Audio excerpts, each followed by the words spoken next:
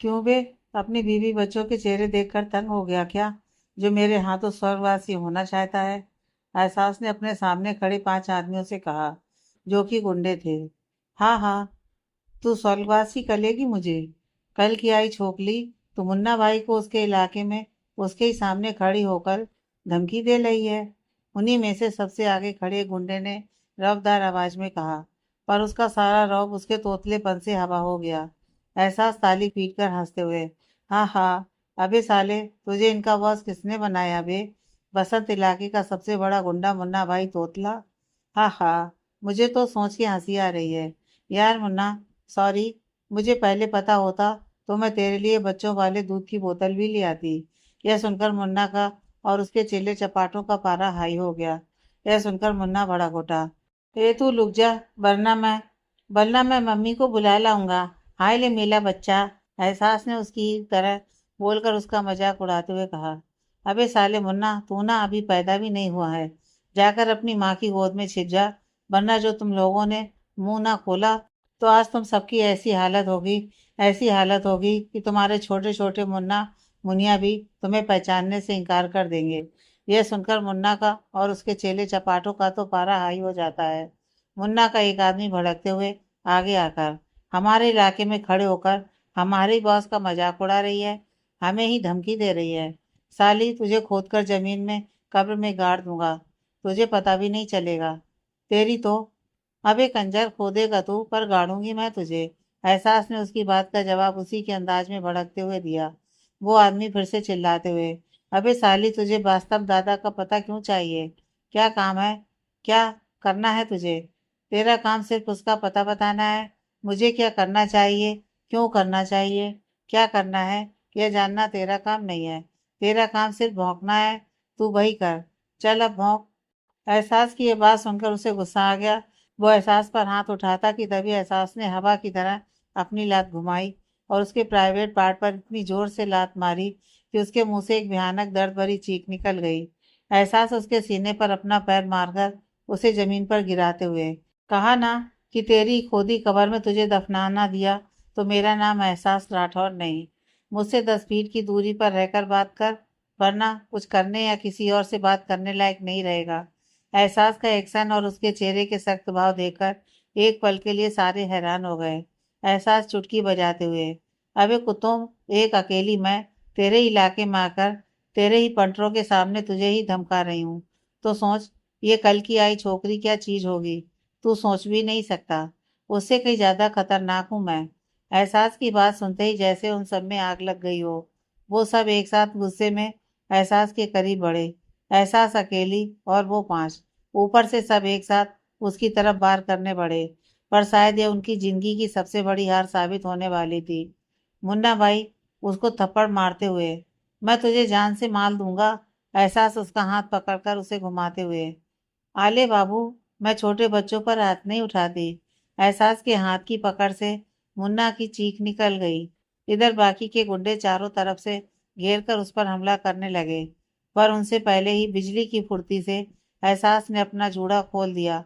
उसने जूड़े में फंसाया और नुकीला चाकू निकाला और बिना किसी की तरफ देखे उससे उन पर वार करने लगी। इस समय वो माँ चंडी से कम नहीं थी। सारे के सारे दर्द से बिलबिला उठे।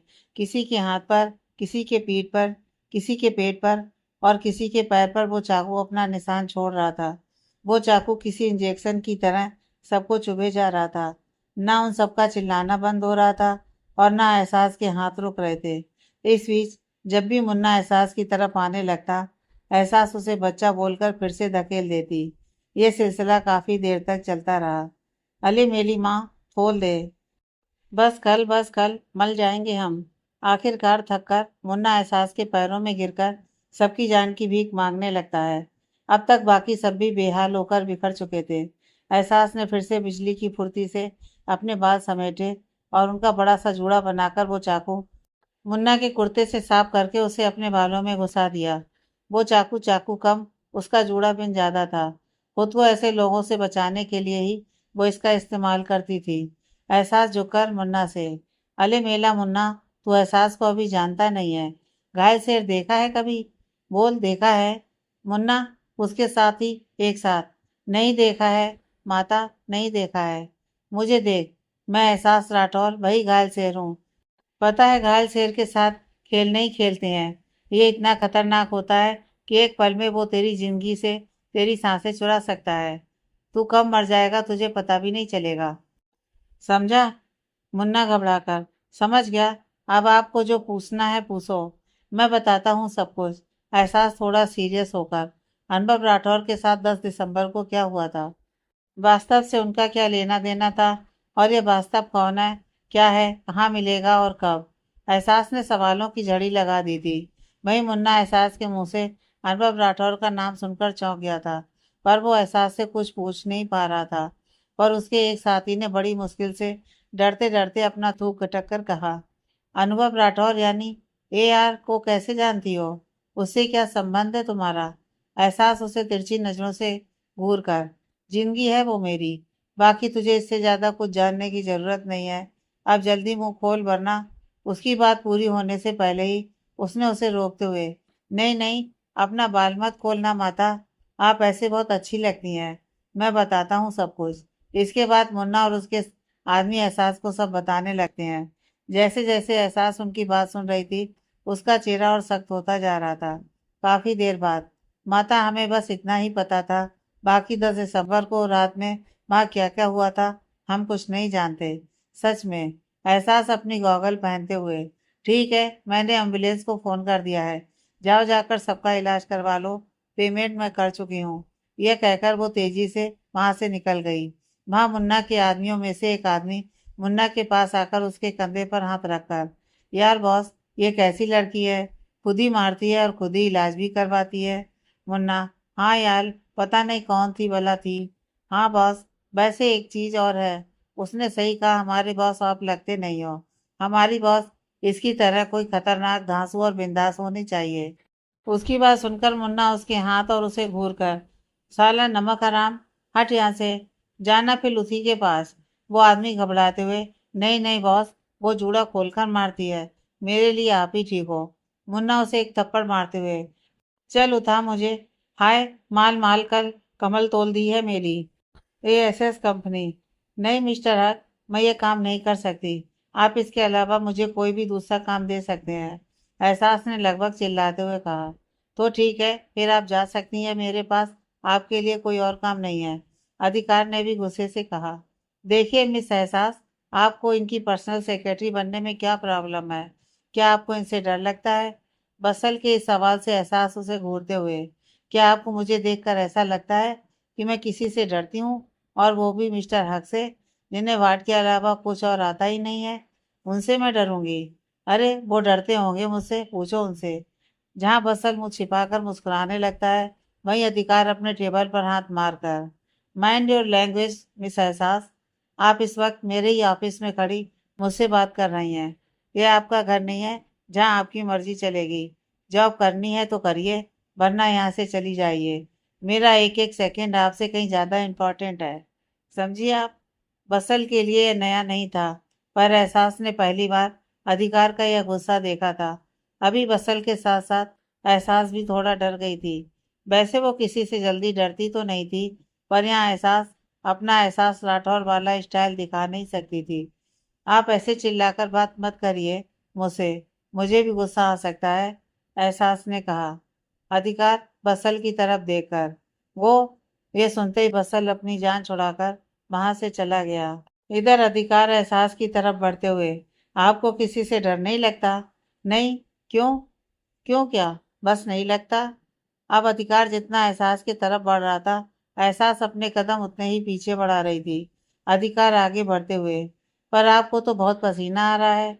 एहसास हड़बड़ाते हुए, वो वो मुझे बहुत गर्मी लग रही है। आपको AC वाले रूम में भी गर्मी लग रही है? वाह! एहसास के कदम अब रुक गए, क्योंकि वो दीवार से एकदम सट चुकी थी। वहीं अधिकार भी उसके बहुत करीब आ चुका था। एहसास का दिल तो ऐसे धड़क रहा था जैसे वो किसी से रेस लगा रहा हो। अधिकार अपने पैंट की जेब से एक रुमाल निकालकर उसके माथे का पसीना पोंछते हुए, आप किसी से नहीं डरती हैं, ये अच्छी बात है, पर आप मुझसे नहीं डरती, ये अच्छा नहीं है। अधिकार को आप जैसे लोग बिल्कुल पसंद नहीं है, इसलिए अपनी जुबान कम चलाया करिए। आज से आप ही मेरी पर्सनल सेक्रेटरी हैं, आज से मुझसे ऊंची आवाज में बात करना, मुझे एटीट्यूड दिखाना, सड़क छाप बातें करना और सबसे बड़ी बात, मुझसे बदतमीजी करना, ये सब भूल जाइएगा। आप आई तो डैड के कहने पर आए, पर यहाँ रहना आपको मेरे हिसाब से होगा। आपकी एक गलती आपको यहाँ से 1 सेकंड में वहां उठाकर फेंक सकती है जहाँ से आप आई हैं। So very careful. एहसास चुपचाप उसकी बातें सुन रही थी। वो कुछ बोलने वाली थी, पर अधिकार की कही उस एक लास्ट लाइन ने कि आपकी एक गलती आपको यहाँ से 1 सेकंड में वहां उठाकर फेंक सकती है जहां से आप आई हैं, उसके जुबान पर ताला लगा दिया। एहसास अपने मन में, नहीं, मेरा मकसद पूरा किए बिना मैं यहाँ से नहीं जा सकती। मुझे इनकी बात माननी होगी। ठीक है, मैं तैयार हूँ। अधिकार एहसास के मुंह से हाँ सुनकर एक पल के लिए हैरान हो गया। अधिकार हैरानी से, वाट? एहसास, वाट नहीं थाट। मेरे दिमाग में यह थॉट आया है कि क्यों ना आपकी थोड़ी हेल्प कर दूं। शायद आपको सच में मेरी ज़रूरत है। अधिकार, मेरी हेल्प आप करेंगी और मुझे आपकी ज़रूरत है?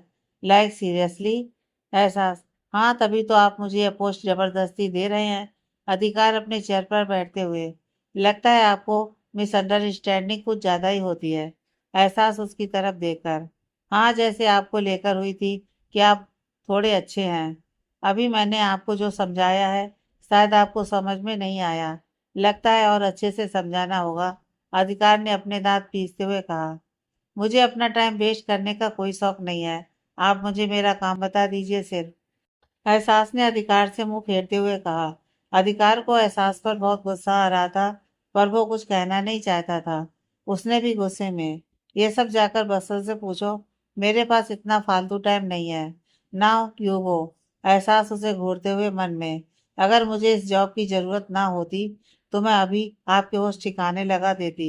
आपका जीना ना हराम किया तो मेरा नाम एहसास राठौर नहीं है। यह कहकर वो बाहर की तरफ जाने लगी। इधर अधिकार भी उसे घूरते हुए, तुम्हारी अकड़ तो मैं तोड़ कर रहूंगा। मेरी जिंदगी में किसी का आना और जाना दोनों मेरी मर्जी से होता है। तुमने अपनी मर्जी से मेरी जिंदगी में आकर बहुत बड़ी गलती कर दी है। यहाँ तुम्हारा एक एक सेकंड का जीना मैंने हराम ना कर दिया तो मेरा नाम अधिकार सिंघानिया नहीं है। मिस हास, मिस हास। अधिकार की आवाज सुनकर एहसास ने पीछे पलट कर देखा। अधिकार मुस्कुराते उसकी तरफ देखकर, कैसा लगा अब आपको मेरा दिया हुआ ये क्यूट सा नाम? मिस एहसास से मिस हास। एहसास वैसे ही इतनी देर से अपना गुस्सा कंट्रोल कर रही थी। वही अधिकार का दिया यह नाम सुनकर उसे और ज्यादा आग लग गई। वो मुंह बनाते हुए, मिस्टर हक, मुझे तो पता ही नहीं था कि आप इतने टैलेंटेड हैं। शायद आपका पार्ट टाइम जॉब है बच्चों के नाम रखना। अच्छा है, अपने दिमाग को कहीं ना कहीं तो लगाना ही चाहिए, वरना धीरे धीरे काम करना बंद कर देगा। और मेरा नाम रखा ही है तो एक दो कुत्ते बिल्ली का नाम भी सोचकर बता देना। आप सड़क पर घूमते रहते हैं, मैं उन्हें वो नाम दे दूंगी। ओके? ये कहकर एहसास वहां से चली गई। अधिकार का तो दिमाग खराब हो गया। वो अपना हाथ मेज पर पटकते हुए, मिस आस, जस्ट वेट एंड वॉच। मैं तुम्हारी जिंदगी जहन्नुम बना दूंगा। मुझे नफरत है तुमसे और तुम्हारे नाम से। हेल्प, हेल्प, प्लीज बचाओ। कोई मुझे बचाओ, इनसे छोड़ दो। जाने दो मुझे, मैं हाथ जोड़ती हूँ आपके, प्लीज मुझे जाने दीजिए। कोई तो मेरी बात सुनो। कोई तो। हाँ। एक बहुत ही अंधेरा कमरा जो डरावनी और सर्द भरी चीखों से गूंज रहा था। एक लड़की पानी से अलग की गई मछली की तरह छटपटा रही थी, तड़प रही थी। उसकी चिल्लाती आवाजें कमरे के सन्नाटे को अंदर तक चीर रही थी कि तभी कमरे का दरवाजा खुला। बाहर की तेज धूप उस लड़की की आंखों में सुई की तरह चुभी। उसने हिम्मत करके सामने देखने की कोशिश की ही थी कि ठक, एक बड़ी सी मोटी सी रॉड से उस शख्स ने अपनी पूरी ताकत लगाकर उस लड़की के सर पर मारा। फिर एक भयंकर चीख के साथ वो लड़की जमीन पर धड़ाम से गिरी। सर से बेतहाशा खून और आंखों से आंसू बह रहा था। आंखें धीरे धीरे बंद होने लगीं। हा हा हा। वहीं वो आदमी इसी के साथ किसी शैतान की तरह हंसे जा रहा था। उसकी हंसी किसी की भी रूह को अंदर तक हिला सकती थी। वो लड़की दर्द भरी आवाज में उस धुंधले साय को देखकर, मुझे जाने दो, रहम करो, मुझे दर्द हो रहा है, भगवान के लिए मुझे मत मारो, मुझे मत। अनु की तभी एहसास चीखते हुए उठ गई। उसके हाथ पैर बहुत ज्यादा कांप रहे थे, आंखों से आंसू रुक ही नहीं रहे थे। वो पसीने से तरबतर हो चुकी थी। अभी भी उसकी सिसकियां बंद नहीं हो रही थी। ऐसा लग रहा था जैसे वो सांस ही नहीं ले पा रही हो। एहसास, एहसास, क्या हुआ आपको? आप ठीक तो हैं? क्या हुआ? एहसास ने जब ये आवाज सुनी तो उसने अपने आसपास देखा। सामने अधिकार और स्नेहा खड़े हैरानी से उसे देख रहे थे। वहीं आस्था उसके बगल में उसका हाथ पकड़कर बैठी उसे शांत करवा रही थी। काफी देर एहसास बस हैरानी से इधर उधर देख रही थी, जैसे उसे विश्वास ही ना हो रहा हो कि वो अभी थोड़ी देर पहले कोई सपना देख रही थी। मिस आस, आप ठीक हैं? ये लीजिए, पानी पी लीजिए। अधिकार ने एहसास की तरफ पानी का गिलास बढ़ाते हुए कहा। एहसास ने कांपते हाथों से पानी का गिलास लिया और गटागट पी गई। उसे अधिकार हैरानी से बस उसे देख रहा था। हाँ एहसास, बताइए ना, क्या हुआ आपको? आप इतनी डरी हुई क्यों हैं? आस्था की आवाज सुनकर एहसास ने चौंक कर उसकी तरफ देखा। कुछ नहीं, मैंने एक डरावना सपना देखा था। कोई मुझे कोई एहसास ने घबराते हुए कहा। आस्था ने उसे गले से लगाकर उसके बाल सहलाते हुए, शांत हो जाओ आप, कोई नहीं है, कुछ नहीं हुआ है, वो बस एक सपना था, आप डरो मत, मैं हूँ। एहसास वाकई में बहुत ज्यादा डरी हुई थी, पर आस्था का ये प्यार और उसकी ये केयर एहसास को काफी हद तक अच्छा महसूस करा रहा था। इस लड़की ने आते ही जीना हराम कर दिया, चैन से सोना भी नसीब नहीं होता इस घर में। हद है, स्नेहा जी एहसास की तरफ देखकर मुंह बनाते हुए बोली। एहसास ने मायूस होकर स्नेहा जी की तरफ देखा। एहसास को बुरा लग रहा है ये देखकर रास्ता थोड़े गुस्से में। मम्मा प्लीज, वो वैसे भी डरी हुई है, आप अभी तो ऐसे ना बोलिए। तू चुप कर, गैरों के लिए मुझसे जबान लड़ाने की जरूरत नहीं है, समझी? स्नेहा जी ने भड़कते हुए कहा।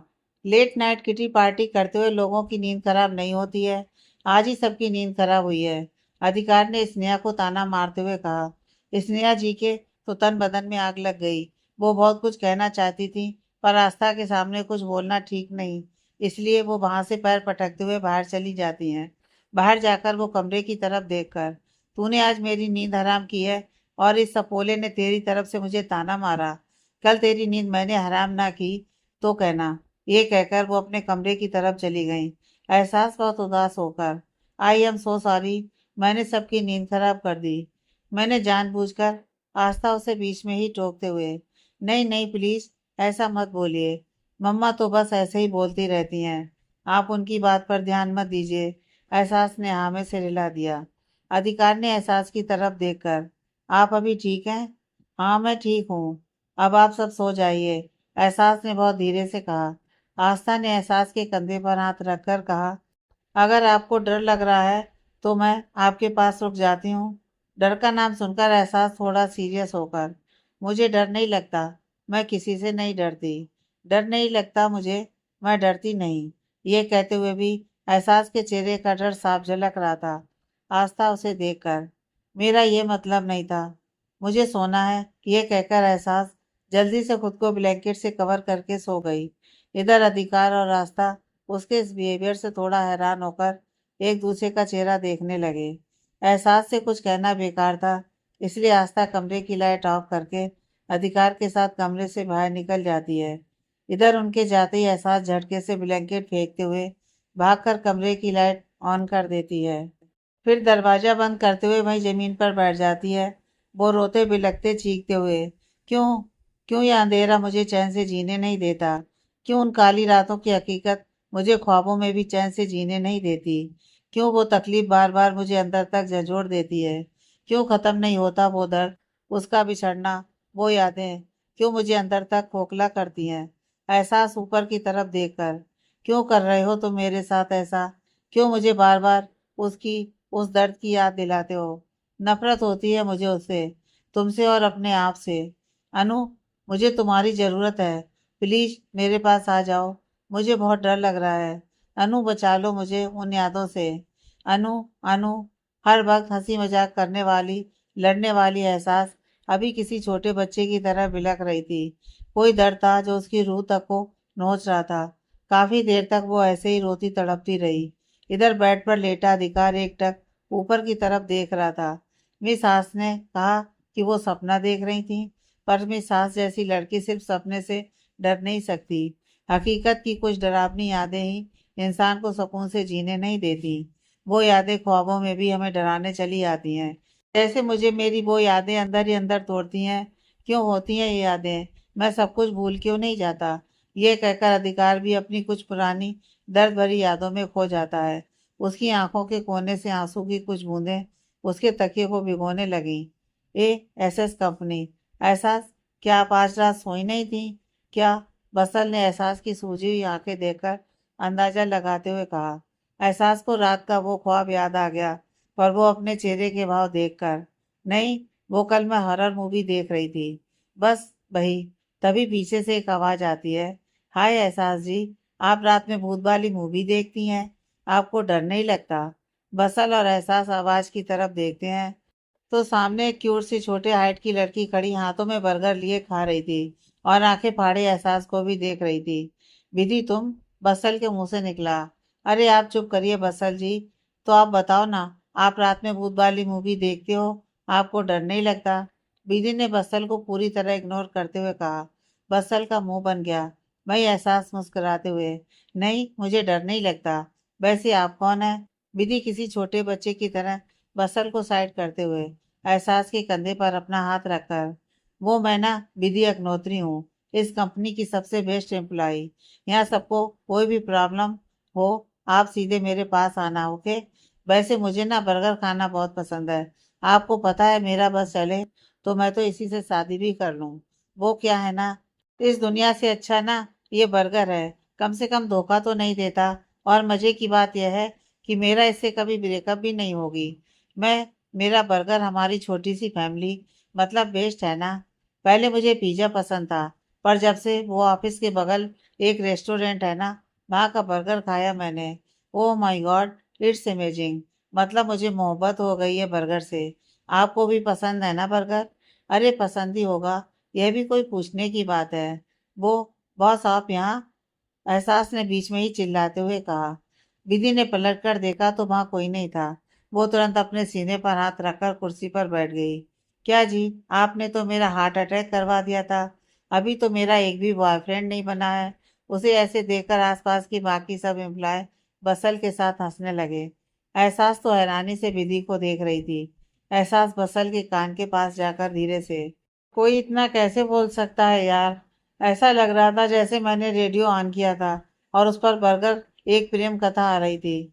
मतलब क्या चीज है ये? कैसे कैसे नॉन स्टॉप इतना बोल सकती है? मैंने इस दुनिया से बर्गर का नामो निशान मिटा देना है। बसल हंसते हुए, एहसास, विधि ने स्पीकिंग में डिप्लोमा कर रखा है और वो इतनी काबिल है कि वो बर्गर पर पूरे दिन स्पीच दे सकती है। ये इनका फेवरेट फूड ही नहीं, फेवरेट टॉपिक भी है। एहसास उसकी बात सुनकर हंसने लगी। वही विधि बस्तर को घूर कर, सर आप मेरा मजाक मत उड़ाइए। मैं तो बोलती ही नहीं, वो तो मम्मा बोलती हैं कि थोड़ा बात किया करो, वरना सब तुम्हें पागल समझेंगे। बस इसलिए मैं थोड़ा बोल लेती हूँ। और आपको ये भी हजम नहीं होता? थोड़ा? थोड़ा नहीं, थोड़े से भी कम। आप तो बोलती भी नहीं है। मैं तो आपकी आवाज़ सुनने के लिए तरस गई। आप ना थोड़ा और बोलना सीख लो। अच्छा लगता है आपकी बातें सुनकर। एहसास ने विधि को ताना मारते हुए कहा। विधि तो खुश होकर झट से एहसास के गले लग गई। वही बस्सल अपना पेट पकड़कर पागलों की तरह हंसे जा रहा था। आप बहुत अच्छी हैं। आज से आप मेरी बेस्ट से भी बेस्ट वाली फ्रेंड। मैं ना अब आपको रोज बर्गर खिलाऊंगी। विधि की लास्ट लाइन सुनकर तो एहसास हैरान सी हो गई, पर विधि का ये भोलापन उसे बहुत अच्छा भी लगा। एहसास ने धीरे से कहा, ओके। अरे यार बस करो आप दोनों, मैं हंसते हंसते मर ही जाऊंगा। विधि उसे घूर कर, सर आप ज्यादा मत हंसिए, वरना मैं आपको अपना बर्गर लेक्चर देने लगूंगी। बस्सल तुरंत अपने मुंह पर हाथ रखकर, नहीं नहीं, मुझे तुम्हारा लेक्चर सुनकर कुंवारा मरना नहीं है, रहने दो। ये सुनते ही सब हंसने लगे। बस्सल भी सबके साथ हंसने लगा। ये ऑफिस है या लाफ्टर शो? सबके पीछे खड़े अधिकार ने कहा, जो कि पता नहीं कब से सबकी बातें सुन रहा था। उसकी आवाज सुनते ही जो बैठे थे वो तो अपने काम करने लगे। विधि तो उसे देखते ही गायब हो गई और बचे एहसास बस्सल दोनों चौंक कर अधिकार की तरफ देखने लगे। मिस्टर बस्सल, आप मेरे घर जाइए और मेरे रूम के बाथरूम का दरवाजा ठीक कर दीजिए, वो थोड़ा टाइटली बंद हो जाता है। अधिकार ने बस्सल की तरफ देखकर कहा।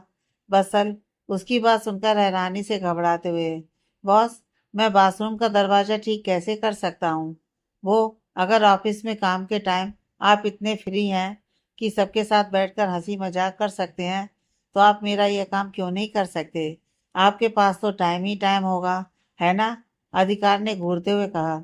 बसल अधिकार के इस ताने से झेप गया। वो तुरंत सर झुकाकर वहां से चला गया। उसके जाने के बाद अधिकार पलटकर एहसास को कुछ कहने वाला होता है कि तभी एहसास अपना पेन और कॉपी निकालते हुए, प्लीज मिस्टर हक, मेरे पास आपसे बात करने का टाइम नहीं है। मेरे पास बहुत काम है।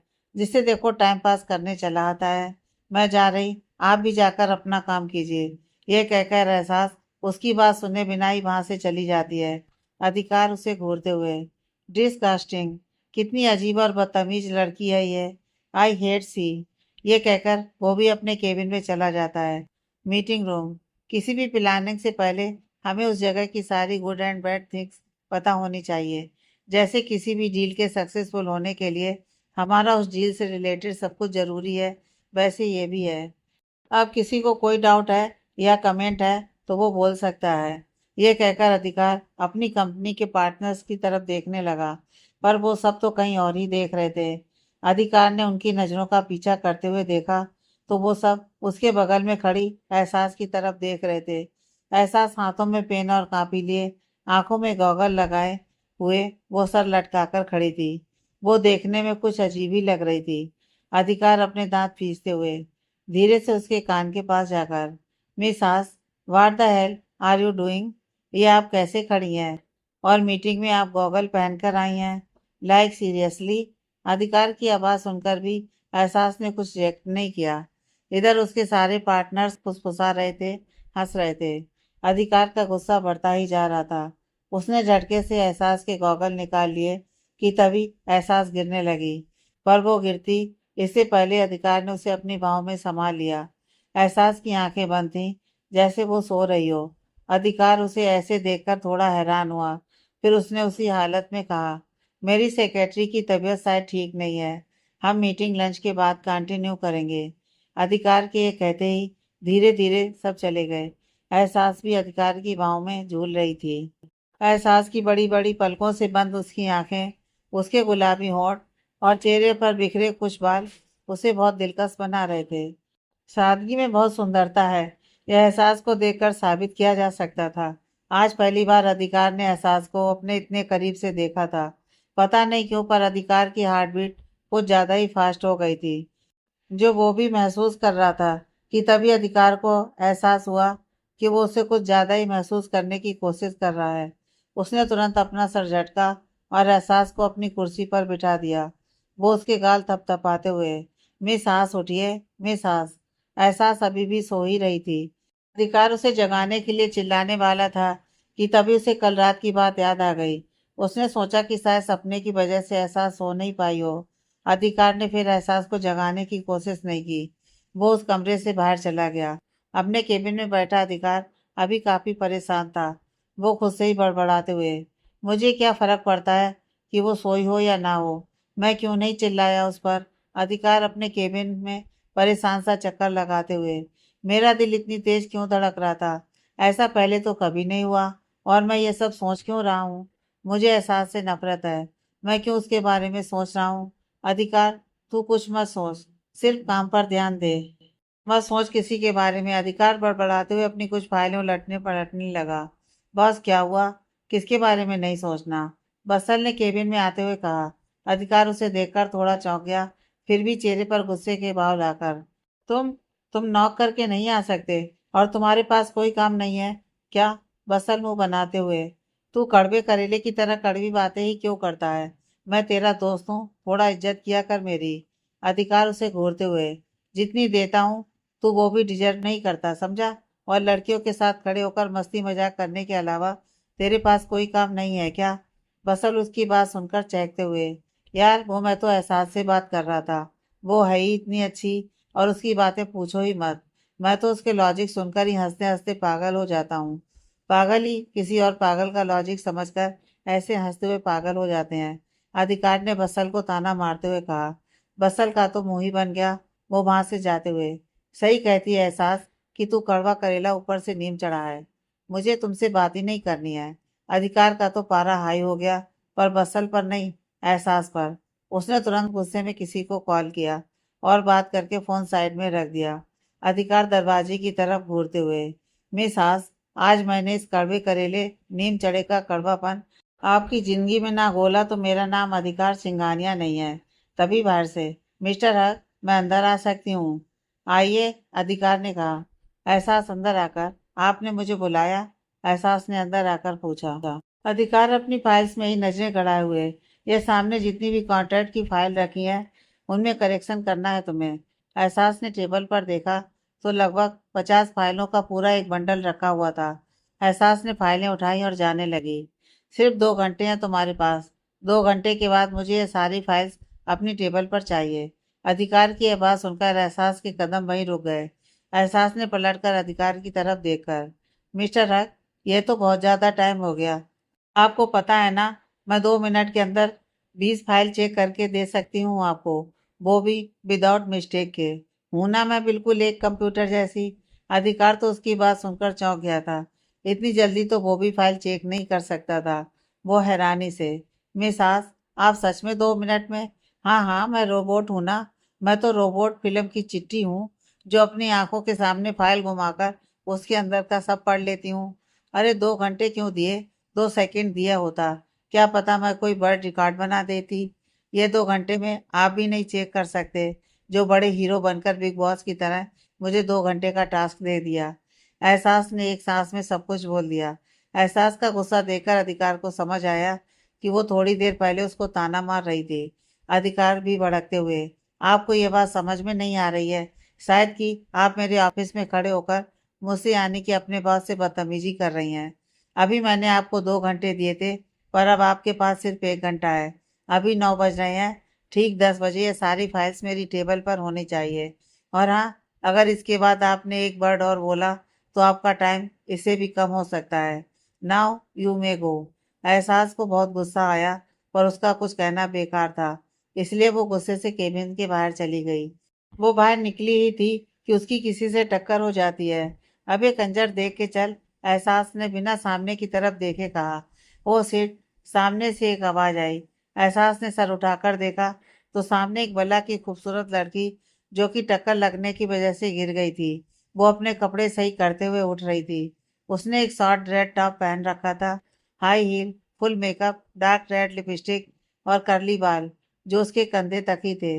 देखने में वो किसी मॉडल की तरह लग रही थी। वो लड़की खड़ी होकर एहसास को जलती आंखों से देखने लगी। एहसास ने धीरे से कहा, आई एम सॉरी, आपको लगी तो नहीं? यह कहकर वो उसके जवाब का इंतजार करने लगी, पर जवाब ना पाकर वो वहां से जाने लगी। तभी पीछे से, पौलमी बनर्जी कभी किसी को आसानी से माफ नहीं करती। उस लड़की का नाम पौलमी बनर्जी था। एहसास पलट कर, और मैं आसानी से किसी से माफी नहीं मांगती। अगर तुमसे मांग लिया है तो ये तुम्हारी खुशकिस्मती है। पौलमी गुस्से से एहसास को आंखें दिखाकर, लगता है अभी नहीं आई हो, इसलिए पता नहीं है कि मैं क्या चीज हूँ। मैं बॉस की सबसे फेवरेट और इस ऑफिस की सबसे अच्छी एम्प्लॉय हूँ। एहसास मुस्कुराते हुए, ओह गुड, लेकिन मैं यहाँ नहीं हूँ। ये तुम्हारे लिए अच्छा है। अगर पुरानी होती तो अभी तक तुम्हारे आगे के 2 दांत तोड़कर तुम्हारे हाथ पर रख चुकी होती। अभी तक काफी लोग वहां इकट्ठा हो चुके थे। लोगों का यूं देखना और एहसास की बातें उसे चुभ गईं। पौलमी का गुस्सा और बढ़ गया। वह एहसास के करीब बढ़कर उसे थप्पड़ मारने वाली होती है कि तभी एहसास फुर्ती से उसका हाथ पकड़कर उसे पीछे की तरफ मोड़ देती है। पौलमी की तो चीख निकल जाती है। एहसास अपने एक हाथ से उसका मुंह पोंछते हुए, अपने थोपड़े पर ये 10 किलो का मेकअप कम लगाओ, वरना धीरे धीरे तुम्हारी आंखों के साथ साथ तुम्हारे दिमाग पर भी मेकअप की धूल जम जाएगी। शॉर्ट ड्रेसेस में हार्ड बनने से ज्यादा लोगों की रिस्पेक्ट करना सीखो। ऐसे करने पर तुम्हें खुद के लिए लोगों से रिस्पेक्ट की भीख नहीं मांगनी पड़ेगी। और एक बात, मुझसे 10 फीट की दूरी पर रहकर बात करना, वरना यह हाथ तोड़कर दूसरे हाथ में रख दूंगी। फालतू में मेरा इतना टाइम खराब कर दिया। यह कहकर एहसास उसका हाथ झटके से छोड़कर वहां से चली गई। इधर बाकी के स्टाफ मुंह पर हाथ रखकर हंसने लगे। पौलमी तो जल भुनकर राख हो गई। दरअसल पौलमी अधिकार की सबसे भरोसेमंद, या कह सकते हैं कि उसके स्टाफ की सबसे इंटेलिजेंट लड़की थी। और पौलमी को इसी बात का गुरूर था। वो ऑफिस के किसी भी स्टाफ को ना अधिकार के ज्यादा पास जाने देती थी, ना ही उनके किसी काम से अधिकार को खुश होने देती थी। काम कोई भी करे पर क्रेडिट पौलमी को चाहिए। उसने ऑफिस के कुछ स्टाफ को अधिकार के सामने गलत बनाकर बाहर भी निकलवा दिया था, क्योंकि अधिकार उनके काम की तारीफ करने लगा था। इसलिए सब पौलमी से डरते थे और यही डर पौलमी का हथियार था। पर आज पहली बार किसी ने पौलमी को पौलमी की तरह जवाब दिया था, इसलिए सब मन ही मन बहुत खुश थे। पर यह जवाब एहसास को कितना महंगा पड़ेगा, इसका अंदाजा भी नहीं था उसे। पौलमी सबको घूरते हुए, क्या क्या देख रहे हो, अपना अपना काम करो वरना उसका गुस्सा तुम सब पर ही निकालूंगी। पौलमी की गुर्राती आवाज सुनकर ही सब अपने अपने काम में लग जाते हैं। इन छोटे से लोगों के सामने पौलमी बनर्जी की तो बेइज्जती की है तुमने। उसे तुम्हारे जिंदगी का सबसे बड़ा दाग ना बना दिया तो कहना। कल इसी स्टाफ के सामने तुम्हारी धज्जियां उड़ेंगी और मैं देखूंगी। सब हंसेंगे, ये पौलमी का वादा है तुमसे। ये सब कहकर पौलमी केबिन की तरफ चली गई। इधर एहसास अपने केबिन में आकर, जो कि अधिकार के केबिन के बगल में ही था, टेबल पर अपनी फाइल पटकते हुए, मिस्टर हक, मिस्टर हक नहीं, मिस्टर सड़ियल अकड़ू, घमंडी और बददिमाग इंसान है। यह मुझे चिट्ठी समझते हैं क्या? मतलब 1 घंटा, 1 घंटे में खुद भी कर सकते हैं जो मुझे कह दिया। मतलब डायलॉग देखो इनके। 1 घंटा, 1 घंटे में सारी फाइल्स मेरी टेबल पर होनी चाहिए हैं। लास्ट में एहसास ने अधिकार की नकल करते हुए अमिताभ बच्चन सर की भी नकल कर डाली। तभी पीछे से, 1 घंटा नहीं, सिर्फ 45 मिनट रह गए हैं। एहसास बिना आवाज की तरफ देखे झल्लाते हुए, हाँ तो मैंने 1 घंटे पूरे होने के 10 सेकंड पहले शुरू होना है, तो तुमसे क्या? और कौन जो मिस्टर हक की तरह डायलॉग मार रहा है? उनके नहीं तोड़े हैं, पर तुम्हारे दांत मैंने जरूर तोड़ देने हैं। जैसे ही उसकी नजर सामने पड़ती है, एहसास को खांसी आनी शुरू हो जाती है। उसके सामने मिस्टर हक जो खड़े थे। अधिकार अपने हाथ फोल्ड करके, लगता है आपको एक्टिंग का कुछ ज्यादा ही शौक है ना? एहसास हड़बड़ाते हुए, नहीं, वो तो मैं बस। इतने में ही अधिकार जैसे मदोस था उसके करीब बढ़ते हुए, वो तो मैं बस क्या मिसास? कुछ नहीं मिस्टर हक। अधिकार जितना आगे बढ़ रहा था, एहसास उतना ही पीछे होती जा रही थी। आखिर में एहसास की पीठ दीवार से सट जाती है। अधिकार फिर भी आगे ही बढ़ता जा रहा था। तभी एहसास अपना हाथ आगे करके उसे रोकते हुए, मिस्टर हक, कहिए तो मैं दीवार फोड़कर बाहर चली जाऊं, और ज्यादा आसान यह होगा कि आप ही दीवार तोड़कर मुझे बाहर फेंक दीजिए। अधिकार को ध्यान आया कि सच में वो एहसास के कुछ ज्यादा ही करीब आ चुका है। वो झटके से एहसास की तरफ पीठ करते हुए, वो मैं ये कहने आया था कि आपने पौलमी से बदतमीजी क्यों की? यह सुनते ही एहसास का पारा हाई हो गया। वो अधिकार के आगे आकर, तो आप अपनी चहेती की शिकायत लेकर आए हैं? शर्म नहीं आती उसको आपसे बच्चों जैसे चुगली करते हुए? और आप उसकी तरफ से मुझे डांटने आए हैं? अधिकार उसे उंगली दिखाते हुए, मिस आस, मुझसे आवाज नीची करके बात करिए। वो हमारे ऑफिस की सबसे सीनियर और काबिल स्टाफ है। आपको कोई हक नहीं बनता उससे इतना घटिया बिहेव करने का। एहसास चिल्लाते हुए, मैंने घटिया बिहेव किया है या उसने मेरे साथ बदतमीजी की थी? उसने मुझ पर, रहने दीजिए, वो आपकी बहुत ज्यादा ही खास है, तभी आप उसकी तरफ से मुझ पर चिल्लाने आए हैं। पर सोचिएगा भी नहीं, समझे? तब तक अधिकार एहसास का हाथ पीछे की तरफ मोड़ते हुए उसे अपने करीब खींच लेता है और बहुत ज्यादा गुस्से से, अपनी हद में रहिए, वरना 1 सेकंड भी नहीं लगेगा आपके होश ठिकाने लगाने में। आइंदा से मुझसे या फिर पौलमी से ऐसे बात की तो पूरे स्टाफ के सामने हाथ जोड़कर आपसे माफी मंगवाऊंगा मैं। यह लास्ट वार्निंग है, समझी? सब कहकर जब अधिकार का गुस्सा थोड़ा शांत हुआ, तो उसने देखा कि एहसास की आंखों में आंसू आ चुके थे। शायद उसे बहुत दर्द हो रहा हो, पर एहसास खामोशी से सिर्फ अधिकार की तरफ देखे जा रही थी। एहसास की आंखों का दर्द देखकर अधिकार के हाथों की पकड़ अपने आप ढीली हो गई। हाथ छूटते ही एहसास टेबल पर रखी अपनी गॉगल लगाकर सारी फाइल्स उठाकर बाहर चली गई। अधिकार सिर्फ उसे देखता रहा। उसकी आंखों के आंसू देखकर मुझे क्यों बुरा लग रहा है, क्यों मैं चाहते हुए भी उसे रोक नहीं पाया। अधिकार इन्हीं सवालों के बीच कहीं खोसा गया, पर उसे कुछ समझ में नहीं आ रहा था कि तभी वह बस्सल आ जाता है। अधिकार को एहसास के केबिन में देखकर बस्सल को थोड़ी हैरानी हुई। एहसास यहाँ नहीं है, तो बस आप यहाँ क्या कर रहे हैं? बस्सल ने हैरानी से पूछा। उसके सवाल से अधिकार भड़कते हुए, क्यों, मैंने ये केबिन उसके नाम कर दिया है क्या? ये मेरा ऑफिस है, मैं जब चाहे जहाँ चाहे आ सकता हूँ। बस्सल उसके गुस्से को देखकर उसे शांत करने के लिए, मेरा ये मतलब नहीं था, मैं बस उसे देखने आया था। अधिकार चिल्लाते हुए, तुम तुम बढ़ा रहे हो उसे। वो सिर्फ यहाँ काम करती है, और बाई मिस्टेक मेरे घर में रहती है। इससे ज़्यादा उसकी कोई औकात नहीं है। उसे चढ़ाना बंद करो, समझे? तुम्हें पता है उसने पौलमी को जानबूझकर गिराया और फिर उसे बदतमीजी से बात भी की।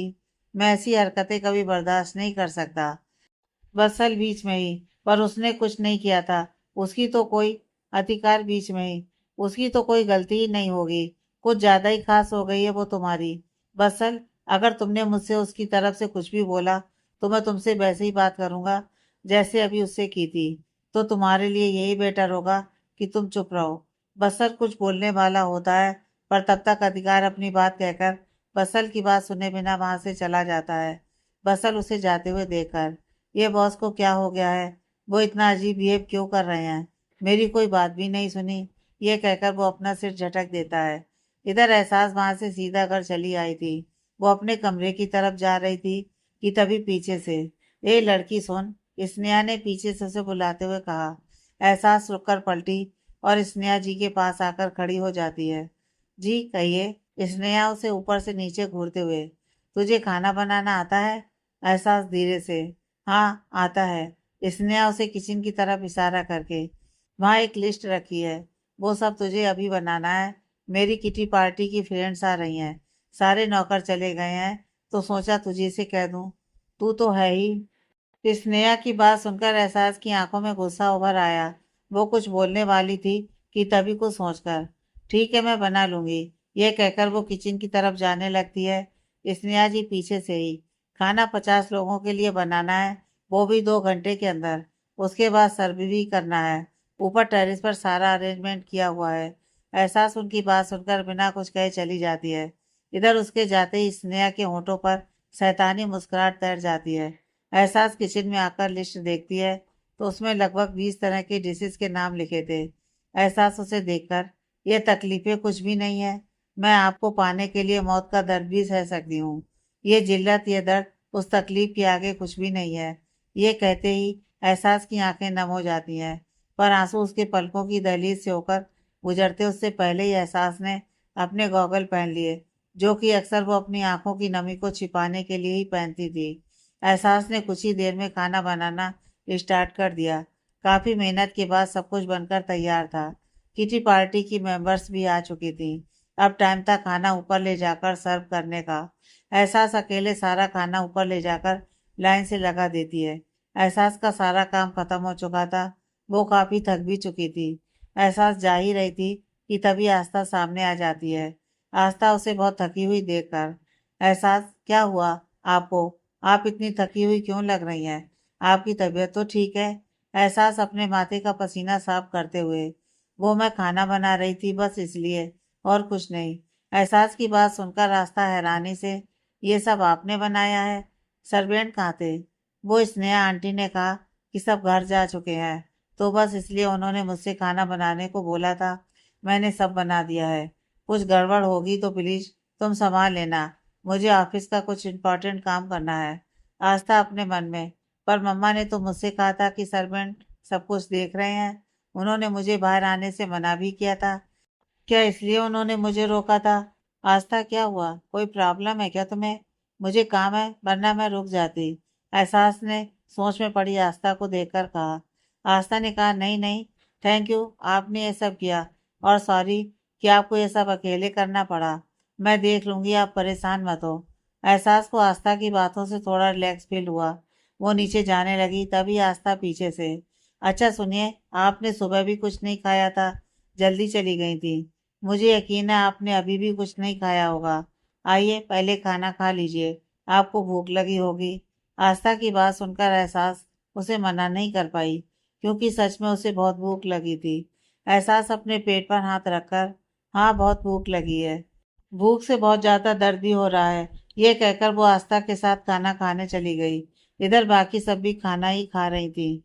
एक जगह कुछ लेडीज और उनके साथ स्नेहा जी भी खड़ी खाना खा रही थी। सब एक दूसरे की पड़ोसन और सहेलियां भी थीं। सब हंसते मुस्कुराते हंसी मजाक करते हुए खाना खा रही थी। तभी उन लोगों में से एक आंटी, जिनका नाम शिल्पी शर्मा था, वो आस्था के साथ एहसास को आते देख, स्नेहू जरा उधर देख, ये कौन सी लड़की है आस्था के साथ? देख इसने कैसे अजीब से कपड़े पहन रखे हैं, कुर्ता, चूड़ी, ओह माय गॉड, पूरी की पूरी गंवार लग रही है। उनके इतना कहते ही सबने हंसते हुए सामने की तरफ देखा तो सब अजीब अजीब सा मुंह बनाने लगी। स्नेहा जी को तो एहसास से ज्यादा आस्था पर ही गुस्सा आ रहा था कि क्यों वो एहसास को यहाँ ला रही है। इधर रास्ता और एहसास अपने अपने लिए खाना सर्व करने लगी।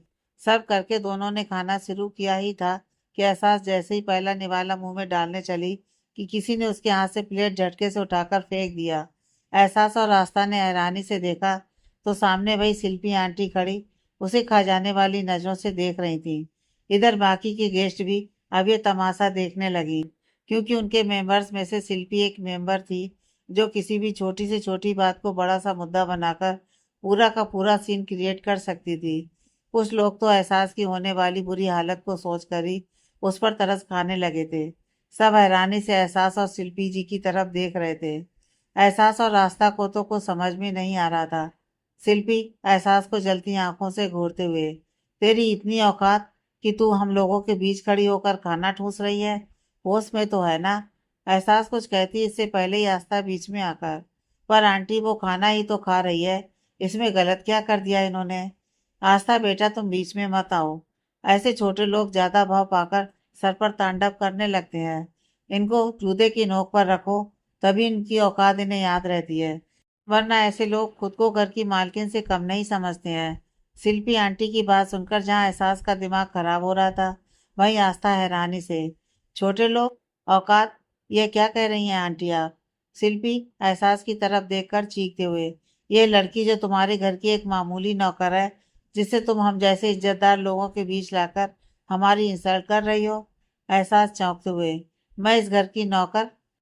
शिल्पी सबकी तरफ इशारा करके, देखो देखो, कहा था ना मैंने कि ये खुद की औकात याद नहीं रखते। ऐसे चौंक रही है जैसे इसे नौकर कहकर मैंने इसकी इज्जत कम कर दी है। देख रहे हो सब? आस्था अपनी मम्मी की तरफ देखकर, मम्मा ये सब क्या है? ये ऐसे क्यों बोल रही है? एहसास तो हमारे घर की। उसकी बात पूरी होने से पहले ही स्नेहा जी हड़बड़ाते हुए, तुम चुप करो, बड़ों के बीच में ऐसे मत आओ, तुम नीचे जाओ। पर मम्मा, आप कुछ बोल क्यों नहीं रही हैं इन्हें? शिल्पी आंटी ये हमारे घर की नौकर। आस्था कहा ना कि नीचे जाओ, एक बार में सुनाई नहीं देता, स्नेहा जी लगभग चिल्लाते हुए कहती हैं। आस्था तो 2 कदम पीछे हो जाती है। वहीं स्नेहा की एक और सहेली सिमी सक्सेना आगे आकर, सही कह रही है शिल्पी, ये नौकर होते ही ऐसे हैं, इन्हें चाबुक के दम पर ही सही से रख सकते हैं। स्नेहा और आस्था की अच्छाई है कि वो नौकर को नौकर नहीं मानते, पर इन्हें तो खुद की औकात याद रखनी चाहिए।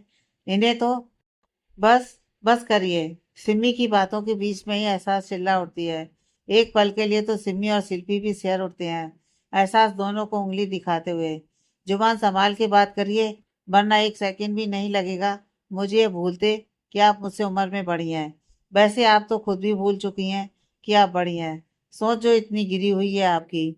ए लड़की, स्नेहा चिल्लाते हुए, एहसास उनकी तरफ हाथों से रुकने का इशारा करके, अभी तक चुप थी तो अब भी चुप ही रहिए, यही अच्छा होगा आपके लिए। एहसास के गुस्से को देखकर स्नेहा तो आगे कुछ बोल ही ना सकी। शिल्पी चिल्लाते हुए, बेशरम बेहया, एहसान फरामोश लड़की, जिनके टुकड़ों पर जीती है उनसे ही जुबान लड़ाती है। तुम घटिया गरीब लोग जिनके टुकड़ों पर पलते हो, उन्हें ही काटते हो। तुम लोगों की औकात तो कुत्ते। तभी एहसास चिल्लाते हुए, बस, अब एक बार और औकात की बात की तो तुम्हें तुम्हारी औकात याद दिलाने में मुझे जरा भी वक्त नहीं लगेगा। ये क्या, कब से नौकरों को उनकी औकात में रहने का पाठ पढ़ा रही है? अगर आपके घर एक नौकर एक दिन की छुट्टी ले ना, तो सारी खुद की औकात खुद ब खुद पता चल जाएगी। अरे आप सब महंगे महंगे सूट बूट पहनकर जो सोसाइटी में सांझ से घूमते हो ना, अगर यही नौकर ना हो तो सुबह शाम का बर्तन इन्हीं नाजुक हाथों से धोती फिरोगी। फिर क्या पार्टी, क्या किटी पार्टी, और क्या? हाँ, क्या जता रही हो कि नौकर तुम्हारे टुकड़ों पर पलते हैं, तुम उनके नहीं? जरा ठीक से सोचो आंटी जी, सुबह की चाय से लेकर डिनर के सारे डिजर्ट तक तो आप सब उन नौकरों के भरोसे पर होती हो, और बात करती हो कि वो आपके टुकड़ों पर पलते हैं। ये जिन छोटे लोगों को आप सब जमीन पर रेंगने वाली चींटी समझती हो ना, उन लोगों के बिना आप सब एक मिनट चैन से रह नहीं सकते। रहना तो दूर की बात, जी भी नहीं सकते। अखबार वाले से लेकर दूध वाले तक, काम वाली बाई से लेकर सब्जी वाले तक, लॉन्ड्री वाले से लेकर सफाई करने वालों तक, आप सब एक पल बिना इनके सरवाइव नहीं कर सकते। अरे, आप सबको यहाँ से वहाँ चलने तक के लिए भी ड्राइवर चाहिए और आप कहते हैं कि वो आपके टुकड़ों पर पल रहे हैं। और ये जो खाना आपने फेंक दिया, बहुतों के नसीब में इसका आधा भी नहीं होता है। छी, लानत है आप जैसे लोगों पर, जो इंसान को इंसान के अलावा सब कुछ समझते हैं। एहसास की बात सुनकर वहाँ खड़े लोग शर्म से अपना सर झुका लेते हैं, क्योंकि एहसास की कई एक एक बात आखिर सच ही तो थी। अमीर और गरीब का मापदंड इसलिए है क्योंकि समाज में दोनों तबके हैं। अमीर खुद को अमीर इसलिए दिखा पाता है क्योंकि हर तरफ से उसे गरीब लोगों ने ही सहारा दे रखा है। उनके हर काम कोई गरीब छोटा या नौकर ही तो करता है। सोचिए, अगर कोई भी अमीर आदमी या औरत, जिसके पास कुबेर का खजाना ही क्यों ना हो, वो रोज खुद के घर में झाड़ू लगाए, पोछे लगाए, खाना बनाए, कपड़े धोए, तो क्या वो सोसाइटी में सबकी तरह आम नहीं हो जाएगा? क्या तभी वो दुनिया के सामने अपना शो ऑफ कर पाएंगे? नहीं ना। शायद यही बात उन सबको एहसास की बातों के जरिए समझ आ गई, पर कोई एहसास की तरफ से बोलने नहीं आया। भाई, स्नेहा, शिल्पी और सिमी की आंखों का पानी अभी भी उनकी आंखों में नहीं था। वो अभी भी एहसास को जलती आंखों से घूर रही थी। तभी अचानक स्नेहा एहसास के पास आकर उसकी कलाई जोर से पकड़ते हुए, बहुत बड़ी गलती हुई जो तुम जैसी लड़की को यहाँ रहने की जगह दी। एक दिन काम क्या करवा लिया, मेरे सर पर ही चढ़ गई। मेरी पूरी पार्टी खराब कर दी और ऊपर से सबके साथ जवान भी लड़ा रही है। एहसास भी उन्हें गुस्से से घूरते हुए, मैं आपके एहसान से नहीं, अतुल अंकल के कहने पर आई हूँ। आप मेरा हाथ छोड़िए, वरना मैंने छुड़ाया तो आपको बहुत बुरा लगेगा। एहसास ये कहती ही है कि स्नेहा उसे खींचकर एक तमाचा मारती है। जुबान संभाल कर, वरना खींच लूंगी। एहसास अपने गालों पर हाथ रखकर स्नेहा जी की तरफ देखने लगती है। वहीं आस्था की आंखों से तो आंसू बह निकलते हैं। शिल्पी आगे आकर, बहुत अच्छा किया स्नेहू इसे सबक सिखाकर। बड़ों से बात करने की भी तमीज नहीं है। आप, एहसास कुछ बोलने चलती है कि तभी स्नेहा, माँ बाप ने कुछ सिखाया हो तब तो संस्कार पता रहे। ये एक अनाथ है, पता नहीं किसका गंदा घटिया खून है। अंदर जो गंदगी भरी है खून में, वो बाहर तो शोर मचाएगी ही। स्नेहा की ये बात सुनते ही जैसे एहसास के सीने में एक दर्द उभर आया। आंखों में आंसू आ गए, पर उसने उन्हें आंखों से बहने नहीं दिया। स्नेहा कुछ और बोले और एहसास अपनी हद पार कर दे, इससे पहले ही वो वहां से नीचे जाने लगी। उसे जाते देख स्नेहा मुस्कुराते हुए, स्नेहा अपना वादा कभी नहीं भूलती। कहा था ना कि तेरी नींद हराम कर दूंगी। देख, उम्मीद से ज्यादा ही हो गया। अब तू चैन से सो क्या जाग भी नहीं पाएगी। तेरी वजह से मुझे उस सपोले अधिकार के ताने सुनने पड़े थे। तुझे मैंने सबसे ताने सुनवा दिए, मेरा बदला पूरा हुआ। अब करूंगी मैं असली पार्टी। तभी शिल्पी, स्नेहू क्या सोच रही है? स्नेहा होश में आते हुए, कुछ नहीं सिम्मी। स्नेहा से, ऐसे गंदे खून के लोग होते ही हैं हर तरफ गंदगी फैलाने के लिए। बात ऐसे कर रही थी जैसे कहीं की महारानी हो। स्नेहू, मेरा पूरा मूड खराब हो गया। अच्छा सा कोई सॉन्ग लगा ताकि मैं थोड़ा लाइट फील कर सकूं। उनके कहने पर पार्टी फिर से स्टार्ट हो जाती है। एहसास के कानों में उनकी बातें सुनाई पड़ जाती हैं। उसका दिल भर आता है। आंखों से आंसू निकले इससे पहले वो अपने गॉगल लगा लेती है और नीचे जाने लगती है। एहसास जा ही रही थी कि वो अधिकार से टकरा जाती है। एहसास धीरे से, सॉरी, यह कहकर वो अपने कमरे की तरफ जाने लगती है। तभी पीछे से, मिस हाथ सुनिए। एहसास रुककर बिना उसकी तरफ देखे, हाँ, अधिकार ऊपर से आ रही म्यूजिक की आवाज़ सुनकर, ऊपर पार्टी हो रही है, आप वहीं थी क्या? एहसास धीरे से, हाँ। वाट, आप ऊपर पार्टी में बिजी थी, वहाँ एंजॉय कर रही थी, वो भी मेरा दिया हुआ काम छोड़कर? एहसास वैसे ही गुस्से में थी। ऊपर से अधिकार की ये बातें उसे चुभ गई। वो चीखते हुए, हाँ थी, मैं ऊपर एंजॉय कर रही थी, खाना खा रही थी, डांस कर रही थी। तो आपसे क्या, नहीं करना मुझे आपका काम? कोई दिक्कत? ये सुनते ही अधिकार बड़ा फुटा। वो झटके से एहसास को सामने की तरफ करके उसे दीवार से सटा देता है और उसके अगल बगल दीवार से अपने दोनों हाथ लगाते हुए, आप ऊपर पार्टी एंजॉय कर रही थी? लाइक सीरियसली, आपको मैंने जो काम दिया, आपके लिए वो इम्पोर्टेंट नहीं है? वहाँ पौलमी से बदतमीजी की, यहाँ आकर पार्टी में एंजॉय कर रही हैं। मैं ऑफिस में भूखा प्यासा बैठा काम कर रहा हूँ, आप मुझसे भी ज़्यादा बड़ी हैं क्या? कल की मीटिंग के लिए पूरा ऑफिस हाथ से लगा हुआ था। वो सब बेवकूफ़ दिखते हैं आपको। आपको मैंने सिर्फ एक काम दिया, आप उसे टाइम पर पूरा करने के बजाय उसे साइड में करके लग्जरी लाइफ एंजॉय कर रही हैं। अगर डैड को पता चलता तो उन्हें खुद की पसंद से नफरत हो जाती। न किसी से बात करने की तमीज, न टाइम की वैल्यू, न लोगों की बातों की वैल्यू, न कोई सेल्फ रिस्पेक्ट। आप जीरो से भी ज्यादा यूजलेस हैं मिसास। ये खुद के पहनावे से खुद को सबसे अलग नहीं दिखा सकती। न रात दिन ये गॉगल लगाकर आप स्मार्ट बन सकती हैं। उसके लिए हार्ड वर्क करना होता है, जो आपकी जिंदगी में शायद है ही नहीं। आपको सारी चीजें लोगों के एहसान और सिफारिश से जो मिल जाती हैं। वो चुपचाप बस अधिकार की बातें सुन रही थी। वही अधिकार एहसास पर चिल्ला ही रहा था कि तभी उसकी नजर उसके गालों पर जाती है, जहाँ स्नेहा के उसे थप्पड़ मारने से उसकी उंगलियों के निशान बने थे, जो कि एहसास के गोरे गालों पर लाल होने की वजह से कुछ ज्यादा ही उभर आए थे। उसे देखते ही अधिकार का गुस्सा जैसे गायब हो जाता है। वो तुरंत एहसास से दूर खड़ा हो जाता है। अधिकार हैरानी से, ये आपके गालों पर कैसे निशान है? क्या हुआ है? अधिकार उसके जवाब का इंतजार कर रहा था, पर एहसास उसे कुछ कहे बिना ही अपने रूम में चली जाती है और दरवाजा बंद कर लेती है। इधर अधिकार भी थोड़ा हैरान था, पर एहसास की केयरलेसनेस याद आते ही वो भी गुस्से में अपने रूम में जाकर दरवाजा जोर से बंद कर लेता है। मम्मा, आप ऐसा कैसे कर सकती हैं? वो हमारी मेहमान है, आस्था ने लगभग चिल्लाते हुए कहा। मेहमान नहीं, जबरदस्ती की गले में बंधी हुई घंटी है वो। ना जात का पता, ना खून का आता पता। और अतुल जी ले आए उसे सड़क से उठाकर मेरे घर। स्नेहा जी ने भी चिल्लाते हुए कहा। आस्था अपनी माँ के पास आकर उनका हाथ पकड़कर, मम्मा, आप ये सब क्यों बोल रहे हो? एहसास बहुत ही अच्छी लड़की है। तो क्या हुआ कि वो एक अनाथ है? उसमें उसका क्या दोष है? स्नेहा उसका हाथ झिड़कते हुए, आस्था तुम अपना मुंह बंद रखो। अगर उस लड़की के लिए मुझसे जबान लड़ाया तो तुम्हारे लिए अच्छा नहीं होगा, समझी? उनकी बात सुनकर आस्था की आंखों में आंसू आ जाते हैं। मम्मा, अगर डैड यहाँ होते तो वो कभी ये सब नहीं होने देते। आपकी सोच इतनी छोटी कैसे हो सकती है? मुझे आपसे उम्मीद नहीं थी। मुझे अब कोई बात ही नहीं करनी है। मैं जा रही हूँ कमरे में। आस्था की बात सुनकर स्नेहा को थोड़ा बुरा लगता है कि उनकी बेटी की नज़र में उनकी रिस्पेक्ट थोड़ी कम हो गई, पर उन्हें अपने किए का कोई अफसोस नहीं था। स्नेहा जी पछताने के नाटक करते हुए, बेटा सॉरी। वो आस्था उनकी बात सुने बिना, मम्मा प्लीज मुझे कुछ नहीं सुनना, यह कहकर वो कमरे से चली जाती है। इधर स्नेहा जी आंखों में गुस्सा लाते हुए, इस अनाथ लड़की ने तो मेरा जीना हराम कर दिया। उसकी वजह से मेरी बेटी के सामने मुझे बुरा बनना पड़ा, जो मैं कभी बर्दाश्त नहीं कर सकती। तुम्हें तो मैं इस घर से धक्के मारकर निकलवाऊंगी, ये खुद से वादा है मेरा। क्यों? क्यों सब मेरे दर्द का मजाक उड़ाते हैं?